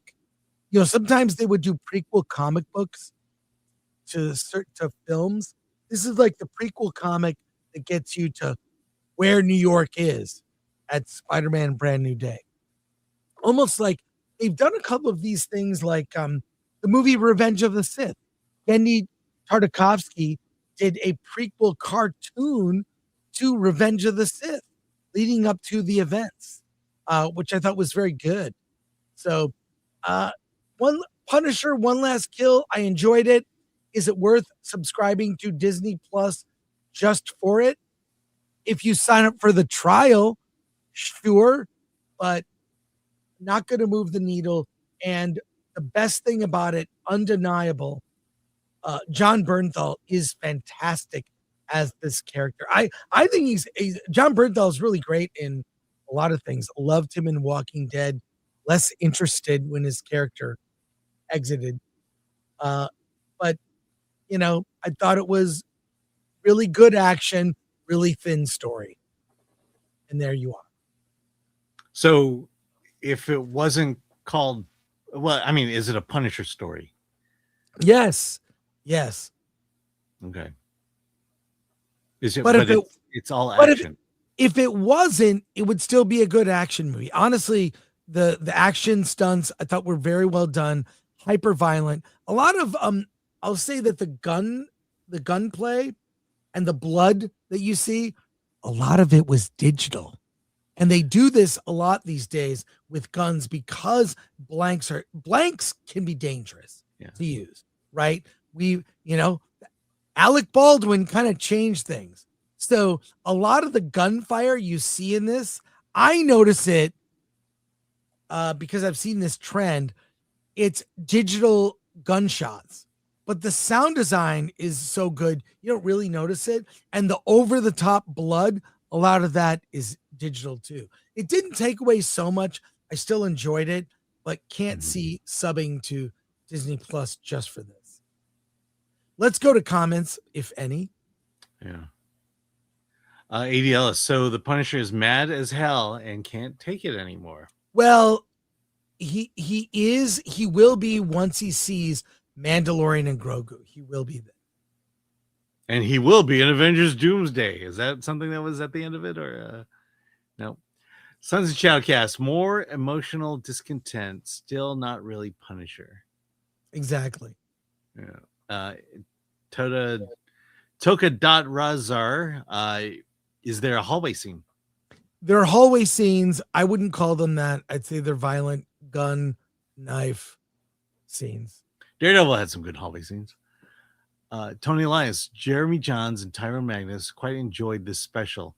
Heard that it has great action and violence, but it does more of the same origin story problem and doesn't let him be Punisher fully. Well, really not until the end. He kind of, and maybe that's what we'll see in Spider-Man Brand New Day, is him fully as Punisher. Yeah. Like, kill his wife, kill his kid, but don't kill his dog. Garth Knight returns. Chris is practicing Blue Steel. Am I frozen now? No, but you were when you had a good pose. Oh, that's great. I love it. I love it. Thanks, Garth Knight. And that's going to wrap it up for us today. I want to thank our mods, Lord Thoth, MK Solid, ADLS24 and Olo Lique on Rumble. And thank Atomic Lori, who went to the movie with us. Yes. And if you look, I was looking at our out of the theater reaction. You can see Lori walking in the background. Did you notice that? I know she said something when she That was great. She said something while we were filming, and I couldn't figure out what it was. No, it was I don't know. In fact, we did 2 takes. I'll put the first take for members only. I was like, let's do it again, and I'll do that. I'll do that today. Yeah. So because you liked it. You liked it more in the second take. I did not say that. I liked. I know you disagreed with what I said. I liked one sequence from the movie that I thought was that was clever. Kids will love that sequence. They will. I mean, I got sick of people saying, "Oh, that was all." That was the only reaction we got in the movie. Oh, no applause. There was, oh. Yeah. I mean, always give Grogu that baby sound. Ron Enriquez, Chris, you said on Wednesday you were going to do an extra long stream today. We kind of did everything. I didn't think we'd get through it, Ron.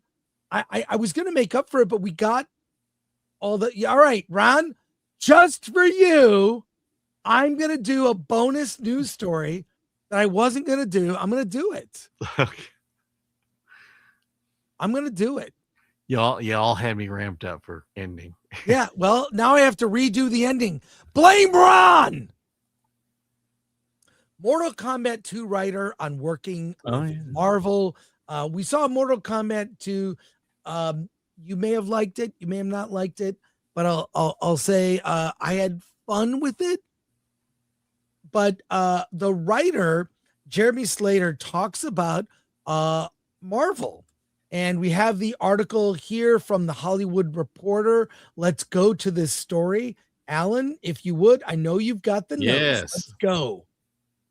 Well, Jeremy Slater says his work on Mortal Kombat 2 represents a major turning point in his career after years of navigating the chaos of big franchise filmmaking at both Marvel and DC.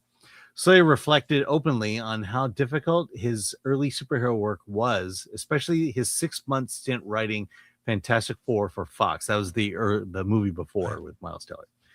His original screenplay came from the same creative instincts as his acclaimed spec script Man of Tomorrow, a noir-inspired superhero story set in the 1940s Chicago. At that time, he genuinely believed Fantastic Four could become the next Christopher Nolan-style franchise. But by the time the movie reached theaters, almost none of his script remained. I thought I wrote an awesome script, Slater says. Then the next time you see the movie is when you're sitting down at the screening 3 years later. Watching the finished film, I was shocked. There was nothing in there that remotely resembled what I had set out to do. His experience with Marvel was similarly complicated during his time as head writer on Moon Knight. Slater says Marvel was still applying its movie production structure to television at the time, meaning writers often lacked the authority traditional showrunners normally have. He eventually exited the series over creative differences with the director. The two of us simply had very different visions on what the show should be about. Ultimately, he won the creative battle, so I stepped away. While careful not to criticize Marvel directly, he acknowledges it certainly was not a traditional showrunner experience where the writer is the boss.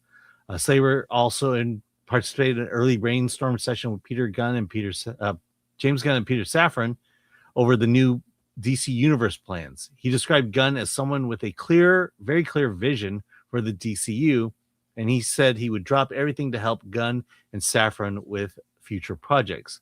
Slater's unmade script, Man of Tomorrow, still looms large over his career. The script imagined Batman versus Superman, but it's the Untouchables in 1940s Chicago, blending gangster noir with superheroes. Though it never got produced, it became the sample that launched his Hollywood career and led to projects like Fantastic Four. Hovering over it is one franchise Slater still dreams about joining, Lucasfilm's Star Wars. He calls it his white whale, admitting that if the right opportunity ever appears, he would drop everything else he was doing to chase it. Well, this just proves something that anyone who works in Hollywood knows. The writer always gets fucked. The writers get the short end of the stick always. Their visions are never fully realized. And that's why, look, if you want to see your vision through to the end, you become a writer-director. I'm sorry, that's the way it is. And that's what he'll have to do. Maybe making a small, indie film is the way to go.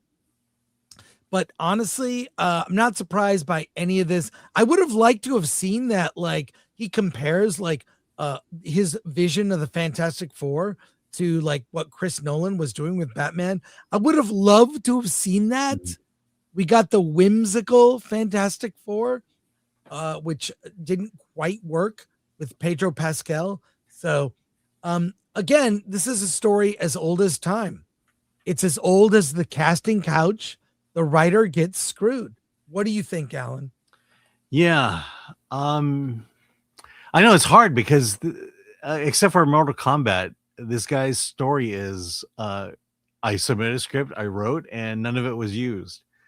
And again, that goes to your point of, yeah, you're going to get fucked as a writer. I'll say I wasn't that impressed with Mortal Kombat 2, and he seemed pretty proud of it. So we'll see. Is it just a guy who believes he had a good script, or did he actually have a good script, or was it bad to the point where directors had to do it? And I hate to say it, that's still in question. All right, is the show long enough for you now, Ron? What do you think? How'd I do? We're very efficient with all that. We didn't really have a lot of wasted time today. Yeah. The last thing I'll say about that last story is you did an interview with Josh Trank, and I would suggest everyone watch that interview. Yeah, go to the Film Threat Interviews channel or look up Josh Trank. I think it might be on this channel. I'm not sure. I think it's on this channel. Yeah, but look up Josh Trank. We spoke about that. All right. Tony Elias, hey, the new Guy Ritchie film called In the Gray with Henry Cavill, Jake Gyllenhaal, and Isa Gonzalez. Oh, I've been reading too much today. Releases today in theaters. Can you review it next? It's gotten like zero marketing. I've seen way too much marketing for this. We will review it next week. Alan, you'll go to see it? Yeah, I'll see it. I'm interested in seeing it. Yeah, it's out now. Because of Mando and Grogu having to see that last night, we weren't able to go. We will see that film, and next week we'll do a week from today. We'll do a spoiler review of Mando and Grogu, and then we'll catch up with other movies we did not get to review. And Carnell wants to say happy birthday, RMB. RMB is not here, Carnell. Go on his channel. But happy birthday. He'll be on Versus. You were about to say we were requested also to see Is God Is. I think you've seen posters for that. So Is God Is we'll see those. Next week will be a review catch up and Mando Grogu. All right, that wraps it up for us today. Thank you so much. Alan, do you want to do that? Let's see. Aspirations of Mediocrity for 2 says, is Alan going to get Supergirl Booster Juice Cup? What would that be? What would I drink from I that? have no idea what that is. What would I drink from that? I have no idea. How would I drink from that? But thank you for the 2. Appreciate you. We're back Monday with Versus. Thank you so much, everyone. Alan, what do you have to say? Let's get out of here.